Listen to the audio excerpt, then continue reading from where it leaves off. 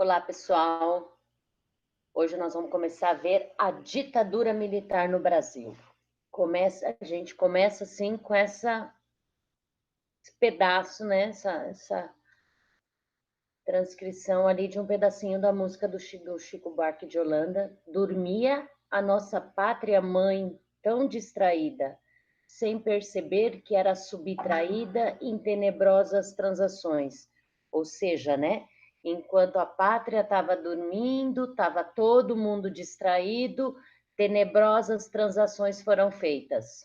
Não creio que tenha mudado muito, mas, né? Então, essa música foi uma das músicas que foram caçadas pela ditadura. Depois nós vamos falar bastante delas, das músicas. Bom, começando a história da ditadura, né, a gente tem que voltar lá no nosso amigo Jânio Quadros, tá? Quando Jânio renuncia, em 1961, o governo do Jango tinha um posicionamento que não era interessante para os militares, né? As reformas de base que ele propunha foram duramente combatidas, né? E afinal, que no dia 31 de março de 64, o golpe militar derrubou o João Goulart, o Jango. A partir do golpe, os militares passaram a desmobilizar qualquer focos de luta popular, né? Aos poucos, eles foram tirando todos os direitos civis dos cidadãos. As organizações trabalhistas na época, como a CGT, que é a Confederação Geral dos Trabalhadores, as organizações estudantis, como a UNE, que era muito forte na época, ligas camponesas e movimentos de base da Igreja Católica, né? Que a Igreja também sempre,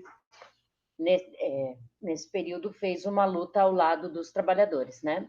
Eles passaram a ser duramente perseguidos e reprimidos. Bom, a disposição norte-americana de cooperar com os conspiradores, no entanto, iria muito além de transferência dos dólares. No mesmo dia em que o movimento militar foi deflagrado aqui no Brasil, o governo dos Estados Unidos deu sinal verde para a Operação Brother Sun, uma resposta ao pedido de apoio logístico feito pela Embaixada dos Estados Unidos. A operação consistia no envio de uma esquadra liderada pelos porta-aviões Forrestal, que contava com destroyers de apoio e petroleiros para o abastecimento das tropas rebeldes. Além disso, preparavam-se aviões para transportar para o Brasil mais de 100 toneladas de armas e munição. Era um plano de contingência, seria colocada em prática em caso de resistência do povo, né? Capaz de levar a uma guerra civil. A esquadra zarpou dos Estados Unidos no dia 1º de abril, mas nunca se aproximou de qualquer porto brasileiro. Quanto aos aviões, jamais decolaram. A missão foi abortada por desnecessária, ou seja, quando a ditadura começou, não houve resistência inicialmente, tá? Isso é um livro do Oscar Pilagallo que fala sobre isso, tá? Em 1964, a nação recebeu um tiro no peito, um tiro que matou a alma nacional. Os personagens que pareciam fazer parte da história do Brasil como nós imaginávamos, esses personagens de repente sumiram, ou fora do poder, ou presos, ou mortos. E em seu lugar surgiram outros personagens, né?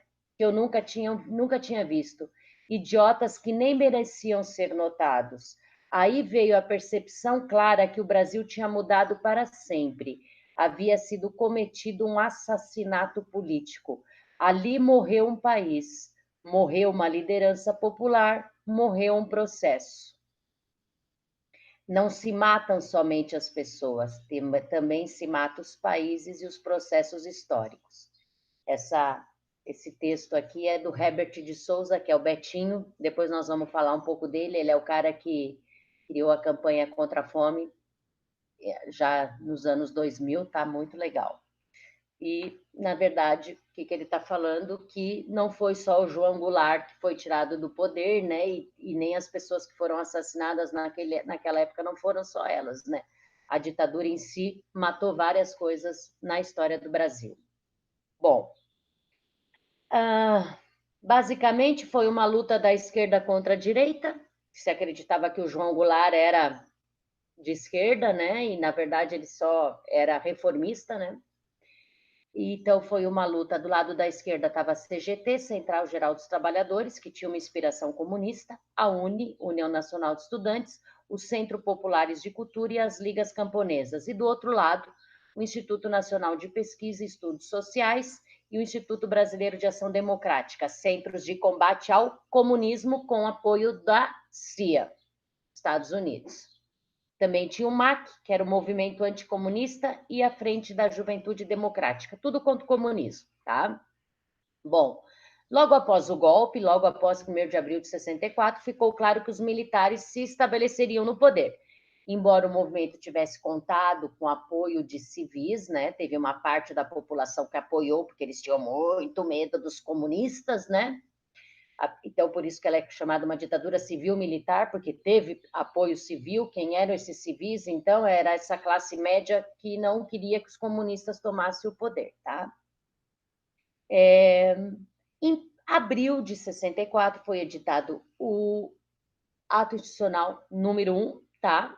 Nós vamos falar bastante de ato institucional, mas foram 18, tá? Que ato institucional é o quê? É o conjunto de leis promulgados sem a necessidade de ser aprovado pela população ou pelo Congresso. É um ato, pá, mecanismo ditatorial de controle do poder do Estado.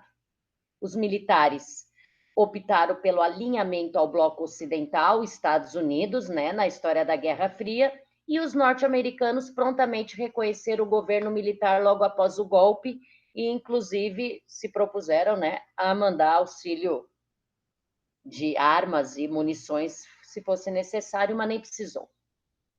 Bom, AI-1, 1º de abril de 64, ato institucional número 1, tá? Esse AI-1, ele nomeou o general Humberto de Alencar Castelo Branco para ser o primeiro presidente do Brasil, militar. As constituições que existiam nos estados e a federal foram, por enquanto, mantidas, tá? A eleição, quando houvesse eleição para presidente e para vice, passaria a ser efetuada pelo Congresso Nacional e não mais pelo povo. O presidente passava a ter amplos poderes para remeter ao Congresso sugestões para reformar a Constituição de 46, aquela que era a Constituição Democrática. As investigações de crimes contra o Estado, né, ou a ordem pública, política ou social, poderiam ser instaurados contra indivíduos ou coletivamente, né? Então, tá, aquele pessoa lá, não, acho que deve ser comunista, pá, já, né? Os comandantes em chefe das Forças Armadas, que assinaram o AI-1, poderiam cassar direitos políticos por 10 anos e anular mandatos legislativos, ou seja, quem estava eleito deputado, senador, poderiam ter os seus mandatos anulados. Bom, aqui a Folha de São Paulo, olhem a data, 3 de abril de 64, Petrobras sem nenhum comunista, limpeza. Os militares tomaram o poder e aonde eles achavam que as pessoas eram comunistas, sendo que a maioria nem era comunista, né? Vamos saber ou discutir o que é o comunismo, né? A maioria só tinha ideias mais de esquerda, de reformas, né? De melhorar as coisas no Brasil. Aí aqui eles estão comemorando que já no dia 3 de abril de 64, todo mundo que eles achavam que trabalhava na Petrobras e que era comunista já foram tirados fora. Bom, o primeiro presidente, que é Humberto de Castelo Branco, ele vai governar de 64 a 67, tá? O general Castelo Branco, ele era líder do grupo da Sorbonne, ligado à Escola Superior de Guerra, que até hoje existe aqui no Brasil, tá? Ao assumir a presidência, afirmava que seu objetivo era plantar uma democracia restringida. Para isso significava, para ele, né, significava atuar na reformulação política e econômica do Estado com o propósito de combater o comunismo e promover a consolidação da democracia. Ele idealizou o Castelo Branco, ele foi idealizador do SNI, que é o Serviço Nacional de Informação, que é o que vai a CIA brasileira, né? Guardadas as proporções. Ele promoveu diversas prisões arbitrárias, iniciou perseguições políticas e torturas aos opositores do regime militar, tá? As lideranças sindicais e camponesas simplesmente foram mortas ou desapareceram. e todos os governadores que estavam eleitos de cada estado ficaram sem seus mandatos. Bom, no governo do Castelo Branco, entre os principais cassados, tinha João Goulart, né, que foi nosso presidente que sofreu o golpe, o Jânio, né, que tinha renunciado, Miguel Arraes, que também foi um quadro muito importante, Leonel Brizola, que é o cunhado do João Goulart e que ele era governador do Rio Grande do Sul na época, tá? O Luiz Carlos Prestes, lembram do nosso amigo Prestes, lá da coluna Prestes, né? Ele ainda estava ali na luta pelas melhorias no Brasil. Celso Furtado, tá? Que foi um economista, Darcy Ribeiro e etc. Tá, gente? Em 1966 ainda teve uma eleição, tá? E para governador, só que os militares não gostaram, porque em Minas Gerais e no Rio de Janeiro, quem ganhou foi a oposição aos militares. Então, eles já resolveram editando o AI-2. O que era o AI-2? O Ato Institucional número 2 colocava fim em todos os partidos políticos existentes e autorizava a formação de apenas 2 legendas. A partir daquele momento do AI-2, só podia ter 2 partidos. Um que era a Arena, que se chamava Aliança Renovadora Nacional, que era o partido dos ditadores, né? E o MDB, que era o Movimento Democrático Brasileiro, que tentava fazer uma oposição. A reação popular contra essa arbitrariedade, né, do bipartidarismo foi imediata. Nas ruas, o movimento estudantil começou a renascer, apesar de estar a ditadura. Movimentos e passeatas começaram a tomar conta dos centros urbanos. O governo respondeu com violência e truculência. Bom, Arena, então, partido do governo, estavam ali todos os políticos de direita que apoiavam descaradamente a ditadura. Quem eram eles? Da UDN, mas também um bando de gente que antigamente era do PSD, do PSP, do Adhemar de Barros, e por incrível que pareça, muitos da velha guarda integralista lá do Getúlio Vargas. Apoiaram os militares em tudo que eles faziam. E o MDB, Movimento Democrático Brasileiro, era o partido de oposição consentida. Vocês podem se opor mais dentro dos limites, né? A ditadura queria tentar passar uma imagem de que eles eram democráticos, eles deixavam existir esse partido, mas que não inventassem de querer muita coisa, porque senão já cortava, tá? Então, a ditadura, querendo uma imagem democrática, permitia a existência desse partido levemente contrário, contanto que ninguém fizesse uma oposição muito forte. O MDB era formado pelos que não ainda que sobraram, que não foram caçados, que não foram mortos ainda, eram esses ainda que compunham ali. No começo, eles fizeram uma oposição muito tímida, né? E nos anos 70, porém, aí eles vão conseguir fazer uma oposição bem mais contundente que nós vamos ver, né? Então, os seus políticos, muitos eram novos valores surgidos na década, começaram a fazer uma oposição ao regime, capitaneadas pela figura do deputado paulista Ulisses Guimarães. Nós vamos ver ele na sequência, lá no final dos anos 70, que ele vai ser um grande líder contra a ditadura. Incrivelmente, esse Ulisses Guimarães morreu num acidente de helicóptero, desapareceu, Ulisses Guimarães. Naquele tempo, brincando é que se diz a verdade. Comentávamos que o MDB era o partido do sim e a Arena era o partido do sim, senhor. Tá? Bom, o MDB representava, pensa, praticamente nada, né? Políticos que ingressaram na Arena e MDB, 91% na Arena, pensa, né? Bom, continuando o governo do Castelo Branco, ele procurava no setor econômico uma forma de conter a inflação, que naquela época chegava a 100% ao ano, ou seja, se alguma coisa custava, né, R$ 10 no começo do ano, no final do ano já custava 20, e nem era real naquela época. Bom, assim ele lançou o Plano de Ação Econômica do governo, que era abertura para o capital exterior, vem cá, Estados Unidos, né?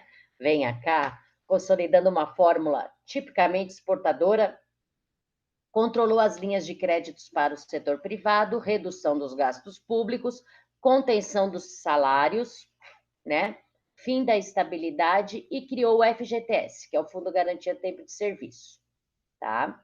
E revogou a Lei de Remessas de Lucro, que tinha sido editada em 62 pelo governo João Goulart. que essa era uma das maiores razões da raiva dos norte-americanos contra o João Goulart, tá?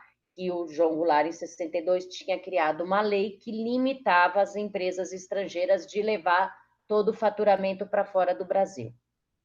Bom, o PAG deu certo?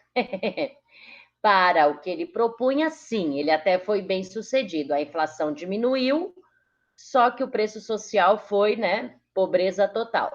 Para começar, os investidores estrangeiros ficaram mais tranquilos, porque aqui estava sem ameaça de comunismo, sem ameaça de greve, né? E o novo governo tinha eliminado as restrições ao capital estrangeiro. Pode vir. O FMI, feliz com o Brasil militar, também emprestou dinheiro e nós vimos que a ajuda do FMI era uma espécie de garantia para que as pessoas confiassem no Brasil. Ocorreu o fim da luta de classes, porque não se podia protestar, né, gente? Aniquilando a oposição trabalhista. Quem era contra era aniquilado. Quer dizer, então, que uma ditadura consegue estabilidade? Essa pergunta necessita de outra. De que tipo de estabilidade estamos falando? Quando examinamos as estatísticas econômicas, percebemos que a estabilidade teve um preço: o aumento da exploração sobre a força de trabalho, né? Baixos salários, mas todo mundo quieto, porque senão ia morto, né? Bom, depois teve o AI3 e o AI4. O ato adicional número 3 e o ato adicional número 4. Através do AI3 e do AI4, aquela antiga Constituição de 46, ela vai sofrer várias reformulações. O AI3 estabeleceu eleição indireta, ou seja, quem vota para governadores e prefeitos, ou seja, quem vota são só os políticos, militares na época, principalmente. E o AI4, que convocou um congresso em uma sessão extraordinária para aprovar a nova Carta Constitucional, que foi a Constituição de 67. Paramos aqui, tivemos a de 1824, tivemos a de 1889, tivemos a Constituição de 1934, tivemos a de 46, tivemos a de 37 também, antes, e aqui vamos ter a sexta Constituição, que é a Constituição de 67. Essa Constituição aumentou totalmente o poder do Poder Executivo, né, do presidente na época, e limitou a autonomia dos estados. Os estados não tinham mais autonomia. Foram publicados severas leis de imprensa e a Lei de Segurança Nacional, que eram destinados a facilitar a atuação dos órgãos de segurança do Estado, aparelhos de repressão contra os inimigos internos, os comunistas. Bom, nessa época, então, tu vê que em 64, quando eles começaram os militares, até que não estava, né, tão assim ferrenha a coisa, mas com o tempo, né, a linha dura do exército começou a dominar, tá? Bom, quem ia suceder o Castelo Branco? A sucessão dependia de uma luta interna entre os militares, porque de um lado tinha a linha dura do regime, né? E do outro lado tinha outros mais moderados, né? Que não queriam assim tão ferrenhos. Bom, acabou que quem ganhou essa disputa foi o general Arthur da Costa e Silva, que era da linha dura. A indicação do Costa e Silva não significou diretamente a vitória da linha dura, mas a mesma viria em função dos próximos acontecimentos. No mesmo ano, a oposição aos militares começou a se manifestar com mais força, ocorreram diversos protestos estudantis em várias partes do país e foi anunciada a formação de uma frente ampla, que era um movimento que tentou reunir os opositores das mais variadas correntes políticas, tá? Essa frente ampla acabou desaparecendo, não rolou, porque não teve nem apoio da população e nem eles conseguiram chegar num acordo. Bom, aí vem o governo do Costa e Silva. Costa e Silva iniciou o governo demitindo todos os civis que compunham o quadro de cargos públicos de confiança e nomeou no seu lugar militares. Somente 2 civis ficaram no quadro. Um foi o Delfim Neto, que era o ministro e o Hélio Beltrão. O Delfim Neto, ele era o cara que dizia: nós agora aqui durante a ditadura, nós vamos ficar quietinho, nós vamos deixar o bolo crescer. O bolo era a economia, né? E aí, quando a economia tiver, o bolo tiver bem grande, nós vamos dividir com a população, tá? Os 2 ministros iniciaram o projeto econômico que visava retomar o crescimento sem aumentar a inflação. Eles criaram várias medidas, aumento da linha de crédito para o setor privado e controle de preços por meio da CIP, que era um conselho que controlava os preços para não aumentar muito a inflação. O governo fixou os valores dos salários no setor público e privado e eram salários mais baixos, né? Foi época de bastante arroxo. Bom, Costa e Silva, para vocês terem uma ideia, né? Quanto que valia o salário mínimo em 1958, foi foi descendo, né? E essa nova política econômica, ela trouxe resultados positivos, né? Uma vez que o PIB alcançou um crescimento de 10 a 11,2. Só para vocês terem uma ideia, hoje o PIB no Brasil deve estar 0,5. Porque durante o governo do Costa e Silva vai existir uma paradinha que é milagre econômico brasileiro. E que foi esse milagre econômico brasileiro? A economia crescia com dinheiro externo.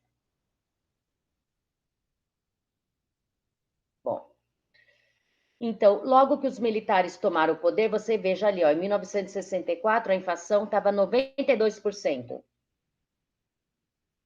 E eles conseguiram diminuir a inflação, tá? Em 1968 ela já estava 25% ao ano. Certo? E também conseguiram crescer o PIB, que é o Produto Interno Bruto. Em 64 estava em 2,9 e depois já estava em 11,2, né? Com o tempo foi crescendo o Produto Interno Bruto, porque era um milagre econômico. Então, os primeiros tempos do Costa e Silva foram marcados por vários protestos estudantis. Os estudantes usavam uma tática de comício relâmpago, pá, né? De uma hora para outra iniciavam um comício, e de passeatas para entusiasmar os estudantes. Bom, dia 28 de março de 68, realizou-se 2 manifestações no Rio. Um protesto contra a má qualidade e os preços das refeições no restaurante Calabouço, que era o RU da Universidade do Rio de Janeiro, tá? Bom, nesse protesto contra a má qualidade da refeição no restaurante da universidade, um aluno foi morto, um estudante foi morto, o Edson Luiz. Essa morte do Edson Luiz é icônica também porque ela entra na história do Brasil como a causa do AI-5, tá? A polícia militar chegou atirando e matou esse estudante Edson Luiz, um jovem de 16 anos. O fato abalou a opinião pública porque, pô, os militares até estavam tentando fingir que não estavam, né, perseguindo tanto, mas com a morte dele, né, o corpo foi velado na Assembleia Legislativa do Rio de Janeiro e no seu enterro compareceram 50 mil pessoas, tá? No cemitério, os estudantes proferiram um juramento. Nesse luto, a luta começou, né? Que eles iam se... Aí o Edson Luiz morto, tá, gente? Ele é um marco, tá? Bom, amo 1968. 1968 é o ano que não terminou. Por que ele é considerado o ano que não terminou? Porque é um ano que no mundo inteiro vai acontecer mudanças culturais muito grandes que nós vamos acabar vivenciando até hoje, tá? São, por exemplo, Black Power, né? Que vai ser a luta do movimento negro nos Estados Unidos, o movimento feminista, os hippies, a luta contra a guerra do Vietnã. Então, muita coisa vai mudar em 68, tá? Após a morte do Edson Luiz, as passeatas se multiplicaram por todas as capitais do Brasil, tá? Nesse luto, a luta começou. Teve uma greve em Contagem, em Minas, em Osasco, em São Paulo, e a sequência dessas manifestações começaram a ser reprimida violentamente por todo o Brasil, tá? E o pessoal, a classe média começou a ver que os militares não eram tão bonzinhos assim, né? Que eles estavam fazendo repressões muito fortes, tá? Então, o governo decidiu, então, ampliar os mecanismos de repressão de modo a acabar com subversivos de vez. No dia 2 e 3 de setembro de 68, tinha um deputado que fez um discurso, tá? Ele também é famoso, esse discurso dele, o deputado Márcio Moreira Alves, do MDB, da Guanabara, usou a tribuna do Congresso para fazer um discurso inflamado contra a ditadura. Por que eu estou falando disso? Eu estou tentando explicar para vocês como 68 foi ficando cada vez mais uma revolta contra os militares e eles vão resolver na porrada mesmo, tá? Uma vez que no Brasil de hoje, olha o discurso dele, tá? Um pedacinho, né? Uma vez que no Brasil de hoje torturar presos inermes parece ser motivo de promoção na outrora honrada e gloriosa carreira militar, pergunto: quando pararão as tropas de metralhar na rua o povo? Quando uma bota arrebentando uma porta de laboratório deixará de ser a proposta da reforma universitária do governo? Quando não será o exército um vale-acouto, refúgio de torturadores? Vem aí o 7 de setembro, disse ele. As cúpulas militaristas procuram explorar o sentimento profundo de patriotismo do povo e pedirão aos colégios que desfilem junto com os algozes dos estudantes. Seria necessário que cada pai, cada mãe, se compenetrasse que a presença dos seus filhos nesse desfile é um auxílio ao carrascos que os espancam e os metralham na rua. Portanto, que cada um boicote esse desfile. Esse boicote pode passar também, sempre falando de mulheres, as moças que dançam com os cadetes e namoram os jovens oficiais. Seria preciso fazer hoje no Brasil com que as mulheres de 68 repetissem as paulistas na Guerra das Emboabas e recusassem a entrada à porta de sua casa aqueles que vilipendiam a nação, recusassem aqueles que silenciam e, portanto, se acumpliciam. Discordar em silêncio pouco adianta. Então, na verdade, nesse pronunciamento do Márcio Moreira, ele pede, por um lado, né, que os pais não mandem os filhos para o desfile de 7 de setembro de 68 para ir contra os militares, e pede para as meninas não namorarem militares para não serem cúmplices dos militares, tá? Bom, não preciso nem dizer para vocês que os militares não gostaram nem um pouco, né? O Procurador-Geral da República, na época, tá, encaminhou esse discurso aos quartéis. Os oficiais indignados afirmavam que o Moreira Alves havia praticado um atentado contra a ordem democrática. O governo encaminhou para o Congresso um pedido para processar o Moreira Alves, só que o Congresso rejeitou esse pedido, ou seja, foi contra os militares. Temendo a reação do governo, de qualquer maneira, o Márcio Moreira decidiu exilar-se. Foi embora do Brasil, tá?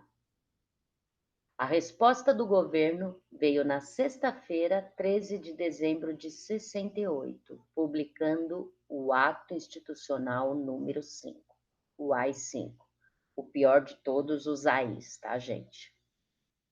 Aqui tem algumas fotos dos protestos, aqui, ó, essa foto aqui do enterro, tá?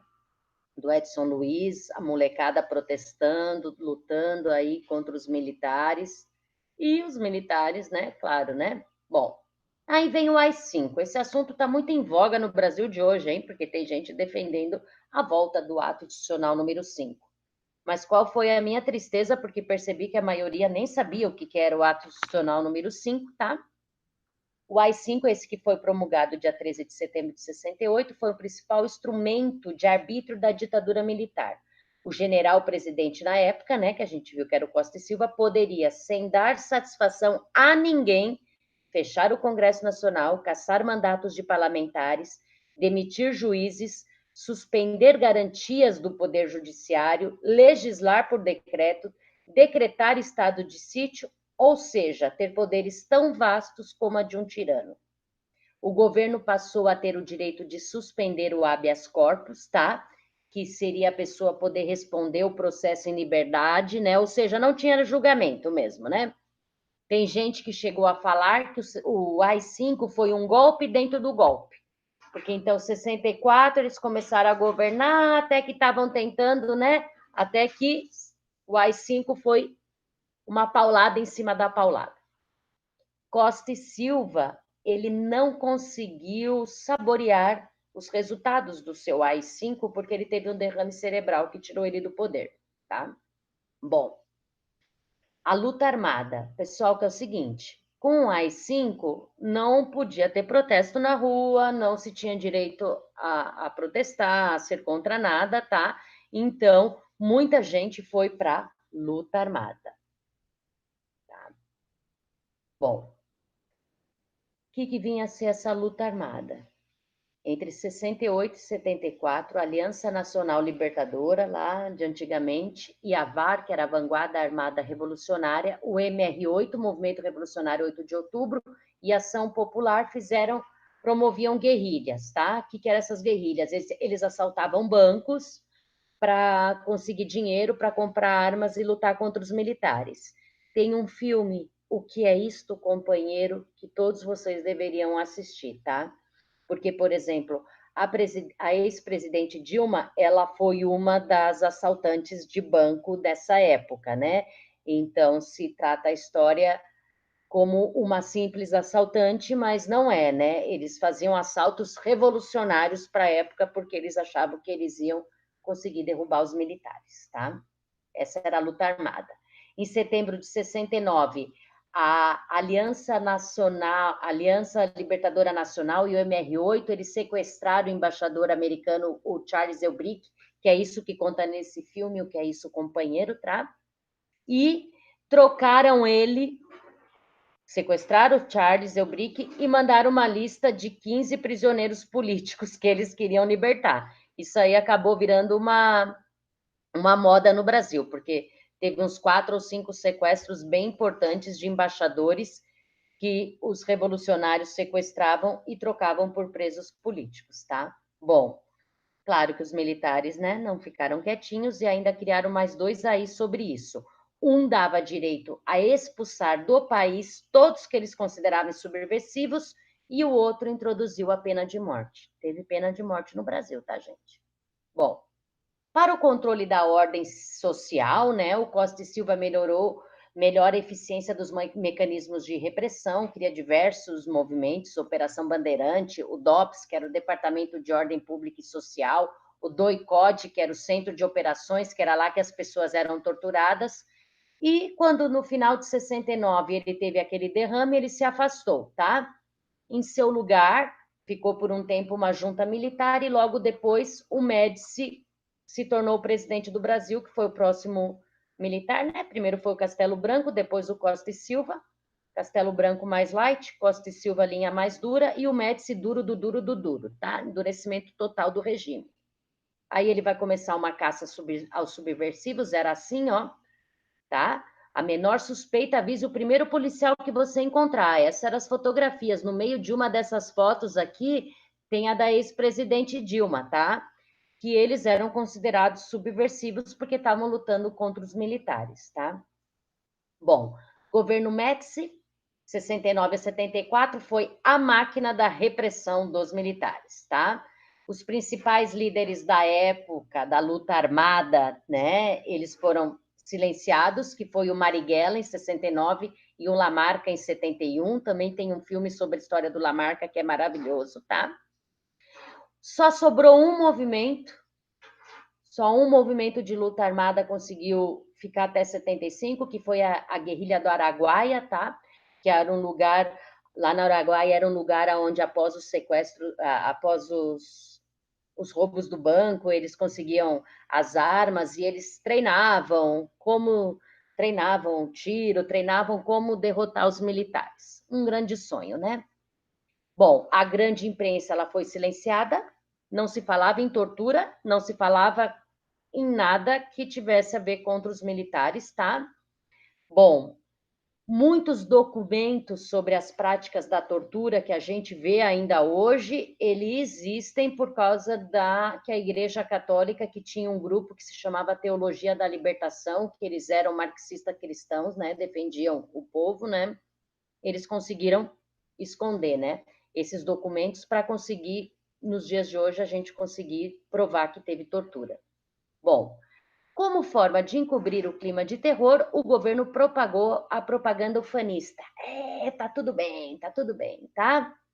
E aí vai... Olha que lindo. Ali naquela época era assim, Brasil, ame-o ou deixe-o, ou seja, cala a boca, ama ele ou vai embora, tá? Esse é um país que vai para frente, o Brasil, tá? O governo do Médici apostou no aparato ideológico do crescimento da nação. Você constrói o Brasil, ninguém segura esse país. Brasil, conte comigo. Brasil, ame ou deixe. O auge da campanha publicitária foi atingido na Copa de 1970, que era não sei quantos milhões em ação para frente, Brasil do meu coração, né? Então, e o Brasil, né, ganhando as Copas do Mundo naquela época, tal. Bom, e as torturas e as repressões, ninguém ficava sabendo o que estava acontecendo, porque naquela época justamente rolou essa história dessa euforia pelo milagre econômico sustentado artificialmente, claro, né? O PIB ótimo, Produto Interno Bruto, atingiu 10 até 11,2%.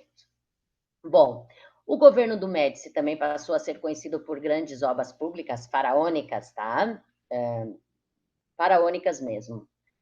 Entre 67 e 72, a dívida externa atingiu a casa dos 10 bi. Lembra que nós vimos lá nosso amigo JK, que tinha duplicado a dívida externa brasileira? Os militares triplicaram, quadruplicaram, quintuplicaram, tá? O governo criou o INCRA, tá? Que era para controlar o campo, né? Para ninguém tentar invadir nada no campo, tá? Criou o PIS, que era um plano de integração nacional, e criou o Mobral, que era para tentar alfabetizar os brasileiros. O milagre econômico sustentou-se em 3 pilares: o arroxo salarial, que era salários baixos, muitos empréstimos estrangeiros e repressão política. Basicamente, essa é a história da ditadura militar. O milagre econômico sustentou-se em 3 pilares: arroxo salarial, empréstimos externos e repressão. Bom, nessa época, a classe média começa a ganhar mais, tá? Eles vão investir nisso, que é aquela camada da população que cria a opinião pública, que são os professores, advogados, juízes, tá? Bom, e... isso aqui é muito legal, olha. Para vocês terem uma ideia, 50% mais pobres, depois, olha só, isso aqui significa, vou deixar aqui para vocês analisarem, tá? Como a renda começou a se concentrar no Brasil nas mãos de uns poucos, tá? Como é até hoje, né? Que, se eu não me engano, hoje 5% da população brasileira tem quase 60% de toda a riqueza do Brasil. Então, nos anos 60, só tinha 17,7 de mais pobres, depois 14,9, e a coisa vai se concentrando. Bom, a dívida externa brasileira, olha que delícia, né, gente? Em 65 era isso, e depois, olha lá, né? 29 bi foi indo, né? Aumentando um monte. E eles gastam e nós pagamos. Durante o governo dos militares, olha aqui, 64, de 3 foi para 62 bilhões, né? A gente devia aqui em 64, 3 bilhões, e em 81 devíamos 62 bilhões de dólares, tá? A inflação, no final do período militar, nós vamos ver que eles daí não conseguem mais segurar, tá? E o milagre que não era... Pontos principais do milagre econômico: grande crescimento da economia, inflação moderada pelos padrões brasileiros, modernização das indústrias de base, dos bens de consumos duráveis, das telecomunicações, da produção de energia, ampliação e criação de empresas estatais em mineração, petróleo e petroquímica, aço, eletricidade e comunicações. Investimentos estrangeiros das multinacionais, arroxo salarial, baixos salários, concentração de renda, ricos mais ricos e pobres mais pobres. Obras estatais faraônicas, gigantescas e caras, e o aumento da dívida externa. Olha aqui, ó, tem até um diabinho para mostrar como que o milagre econômico não era tão santinho assim, tá? Bom, próximo presidente, Ernesto Geisel, tá? Depois do Médici vai vir o Geisel, tá? No governo dele, saiu um pouco, tentou-se um pouco sair dessa linha dura, né? Que desde o AI-5, e no governo dele se iniciou um processo de abertura política. Eles diziam que eles iam abrir lento, gradual e seguro, para os comunistas não tentarem voltar, né? Porque também, como essa inflação acabou que eles não conseguiram mais controlar a partir da crise do petróleo, né? e o arroxo salarial estava muito grande, então as pessoas começaram a lutar, e aquele MDB, né, que era a oposição quietinha, começou a crescer, tá? A necessidade dos militares mudarem alguma coisa ficou evidenciada nas eleições de 74, tá? Para deputado, quando o MDB praticamente dobrou a sua representação. Eles tinham 87 deputados federais e passaram para 165. E a Arena, que tinha 223, baixou para 199, tá? No Senado, o MDB de 7 senadores foi para 20 e a Arena de 59 foi para 46, ou seja, o MDB, que naquela época não era o que é hoje, tá? Eles começaram a juntar a luta contra a ditadura militar. Aí explodiu a morte desse cara, tá? Esse cara era o jornalista Vladimir Herzog, ele foi encontrado, foi dito que ele se suicidou, olha a perninha dele ali, ó, se ele podia ter se suicidado dessa altura, mas tudo bem, né? E essa morte dele provocou indignação na população também e fez com que a imagem da ditadura, pá, quer dizer, né?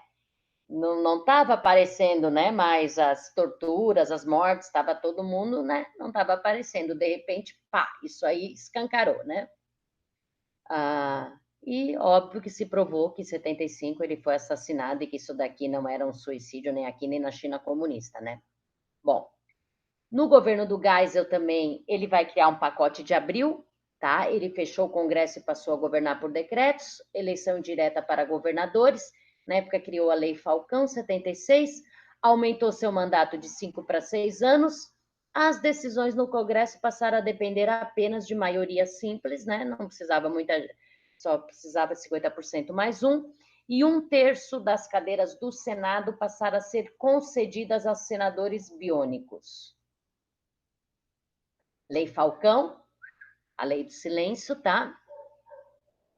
Ernesto Geisel também, ele fez acordos militares entre Brasil e Alemanha, foi a época que se começou a construção das usinas nucleares de Angra do Rei, criou o projeto Pró-Álcool, que foi naquela época, estava se pensando uma alternativa à gasolina, né?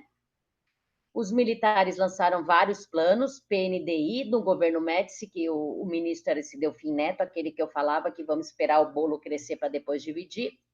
E também no governo Geisel, também o Mário Henrique Simonsen também, que era créditos para empresas privadas, tá? Diversas entidades promovem na época debates de cunho social, o pessoal já estava começando a voltar a lutar. OAB, que é a Ordem dos Advogados do Brasil, CNBB, que é a Confederação Nacional dos Bispos do Brasil, a UNE, estava todo mundo começando, a UNE tentou fazer um congresso já escondido, né? E na classe operária, surgiu também manifestações sobre a forma de lideranças como Lula. Nesse momento, tá, o Lula vai ser tão importante porque ele vai liderar a primeira greve que teve desde 64, tá? Ele vai liderar uma greve dos metalúrgicos de São Bernardo do Campo, do ABC Paulista, contra os militares, tá? Então, ele acaba sendo preso em decorrência dessa greve, né?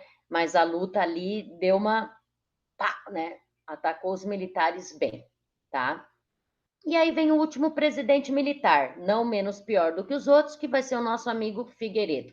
O Figueiredo era uma graça de pessoa, tanto que quando ele foi embora em 85, ele disse: quanto mais eu conheço o povo brasileiro, mais eu amo meus cavalos, tá?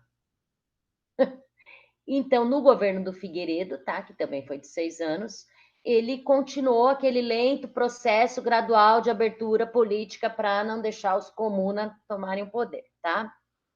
No governo dele, ele decretou a anistia em 79. Esse é um parênteses que temos que fazer sobre a anistia, tá? O que seria anistia? Todas as pessoas que estavam exiladas do Brasil ou presas em decorrência de protestos contra os militares poderiam voltar e ser soltas, tá? Isso foi feito em vários países que tiveram ditadura, só que a diferença é que no nosso, além de anistiar quem lutou contra a ditadura, também anistiou quem matou e torturou, tá? Então, se tu vai na Argentina, todos os militares que torturaram, que mataram, estão presos. E já que o nosso, além de estar solto, ainda tem gente que é condecorada, né? Bom, no governo dele, então, fora anistia, ele também fez a reforma política, né? Que voltou o pluripartidarismo, daí começou a surgir um monte de partidos e tal. A Arena, que era aquele a favor dos militares, se transformou em PDS na época, que era o Partido Democrático Social, e o MDB se tornou o PMDB. E ainda de dentro do PMDB, que era mais centrão, né, que era mais o centro, começaram a surgir na época os partidos mais de esquerda. PDT, PT, PP, PTB, né, Partido Democrático Trabalhista, Partido dos Trabalhadores, Partido Popular, Partido Trabalhista Brasileiro, e assim vai. Ah, mas a direita, né, que estava ligada aos aparelhos de repressão, eles não aceitavam essa abertura, claro. Na época, eles vão fazer um atentado no Rio Centro, em 1981, que ficou bem famoso, ó, tá aqui esse atentado, aonde eles me diziam que foram os comunistas, né, que tinham feito esse atentado, mas, na verdade, foram eles mesmos, tá? E nessa época também a oposição lançou o movimento das diretas já, que era o movimento das diretas já, nós queremos voltar para presidente. Uma das bombas, essas que estourou no Rio Centro, explodiu na central elétrica e a outra dentro de um carro, onde estava um major e um sargento do exército, tá? Eles disseram que os militares, esses foram vítimas do terrorismo. Mas, na verdade, depois ficou provado que isso daí tinha sido eles mesmos que tinham feito para dizer, para botar a culpa nos comunistas, sempre os comunistas. Bom, o movimento das diretas já foi uma coisa linda, maravilhosa. Sua velha professorinha até foi num comício já que teve nessa época, para tu ver como eu sou veinha, tá? E o movimento das diretas já tomou conta do Brasil inteiro, tá? E exigia, isso foi 84, exigia eleição para presidente. Queriam eleição para presidente. Bom, foi criada uma emenda, ele vai ser emenda, mas é uma emenda que se chama Dante de Oliveira. Ela foi derrotada no Congresso, não foi aprovada a eleição direta, foi aprovada uma eleição indireta, tá? O que vem essa eleição indireta? Só o Congresso Nacional votou. Teve dois candidatos, Paulo Maluf, que era do PDS, e o Tancredo Neves, que era do PMDB. Então, Paulo Maluf concentrou os votos da direita e o Tancredo Neves concentrou os votos da esquerda, tá? Bom, dia 15 de janeiro de 85, Tancredo Neves foi eleito e o vice dele, José Sarney, tá? Depois de 21 anos de ditadura militar, 64 a 85, né? Esses 21 anos que não teve eleição, pelo menos teve a eleição via Congresso Nacional, teve uma eleição em que Tancredo e o Sarney foram eleitos e o Maluf perdeu. Bom, no dia que o Tancredo Neves ia tomar posse, que era dia 15 de março, ele ficou doente, tá? O Sarney assumiu, né? Porque ele era o vice, assumiu, e acabou que o Tancredo Neves morreu, tá? Ele morreu no dia 21 de abril de 85.